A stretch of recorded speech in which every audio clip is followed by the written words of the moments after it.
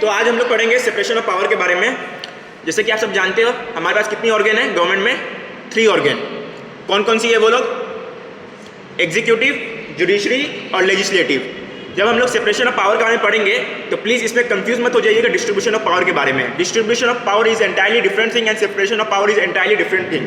Distribution of power होता है central government और स्टेट गवर्नमेंट के बीच में, जो आप पा सकते हो 7th शेड्यूल में, जिसमें उनको पावर मिली हुई है कौन कौन सब्जेक्ट में लॉ बनाना है। लोग बहुत कंफ्यूज हो जाते हैं इन दोनों में, तो आप याद रखिएगा डिस्ट्रीब्यूशन ऑफ पावर वो हम लोग कभी और पढ़ेंगे। अभी हम लोग फोकस है सेपरेशन ऑफ पावर के बारे में। जैसे कि मैंने बताया कि एग्जीक्यूटिव, लेजिस्लेटिव और जुडिशरी तीनों के अलग अलग काम दिया गया है। तीनों को अलग अलग चीज़ पे काम करना है, वो कॉन्स्टिट्यूशन के दायरे में ही काम करना है। और ये जो तीनों हैं ये अपना ही काम करेगी, दूसरे का काम नहीं करेगी, ठीक है ना। जो ये सेपरेशन ऑफ पावर है वो किस चीज़ से बेस्ड है, ये अगर आप ध्यान से इसको समझोगे, हिस्ट्री में जाओगे तो ये सबसे पहले प्लेटो और एरिस्टोटल ने मतलब ये कंसेप्ट डेवलप किया था। फिर उसको लेटर ऑन मॉन्टेस्क्यू ने अपने बुक में the law of the spirit उसको पूरा इनकॉर्पोरेट किया और पूरा एक अच्छा सा थ्योरी निकाला।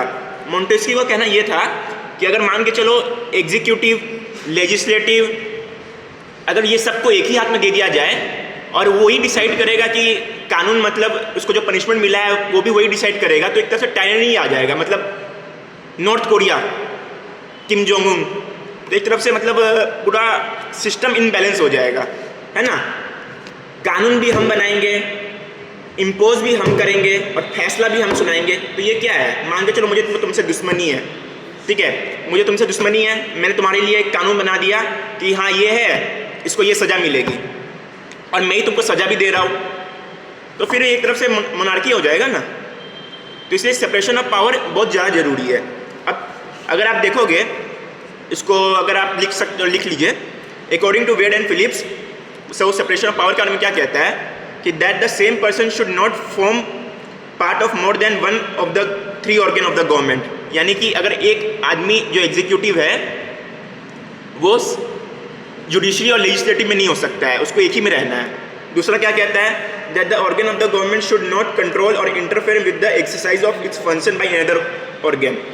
यानी कि अगर कोई जुडिशरी कोई फंक्शन कर रहा है, किसको सज़ा सुना रहा है, तो कोई जो पार्लियामेंट में बैठा हुआ बंदा है या राष्ट्रपति या जो भी है वो उसको मना नहीं कर सकती है कि नहीं आप ऐसा मत सज़ा मत सुनाओ या ऐसे नहीं करो, या फिर मतलब जुडिशरी ऐसा नहीं बोल सकता है कि आप जो ये कानून बना रहे हो ये कानून मत बनाओ। समझ रहे हो आप लोग। फिर तीसरा क्या कहता है, that the organ of the government should not exercise the function of the another. बात वही है, यही 3 है। अब क्वेश्चन उठता है, क्या सेपरेशन ऑफ पावर इंडिया में अप्लाई होता है? एनीवन? ऑलराइट, याद रखिएगा सेपरेशन ऑफ पावर इंडिया में ट्रू सेंस में अप्लाई नहीं होता है। सेपरेशन ऑफ पावर जो कंसेप्ट है हम लोग ने यूएस से लिया है, ये यूएस में स्ट्रिक्टली अप्लाई होता है, लेकिन इंडिया में स्ट्रिक्टली अप्लाई नहीं होता है। All to separation of power Indian constitution में इनकॉर्पोरेटेड है। जैसे कि आप आर्टिकल 53 देख सकते हो खोल के। आर्टिकल 53 क्या कहता है, that the power of the executive shall be vested into the president. Alright, so हम लोग आप लोग बताइए सेपरेशन ऑफ पावर जो है इंडियन कॉन्स्टिट्यूशन में ट्रूली एग्जिस्ट नहीं करता है। बहुत सारे केसेस हैं, इस पर हम लोग आगे आने वाली वीडियो में बात करेंगे।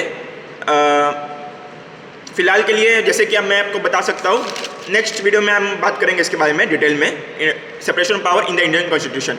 समअप करने के लिए मैं आपको बताना चाहूँगा कि separation of power, there are 3 organ of the government, executive, judiciary and legislative. तीनों के अलग अलग काम हैं, एक दूसरे में वो लोग टांग नहीं लड़ाएंगे, जो है अपना काम वो करे, क्योंकि लिए सबको एक डेमोक्रेसी कंट्री में रहते हैं, सबको फ्रीडम दिया गया है। सबको फ्रीडम कहाँ से मिलता है, काम कहाँ से करने को मिलता है, इंडियन कॉन्स्टिट्यूशन से मिलता है, और उन इंडियन कॉन्स्टिट्यूशन के हिसाब से उनको काम करना है, टांग नहीं लड़ाएंगे।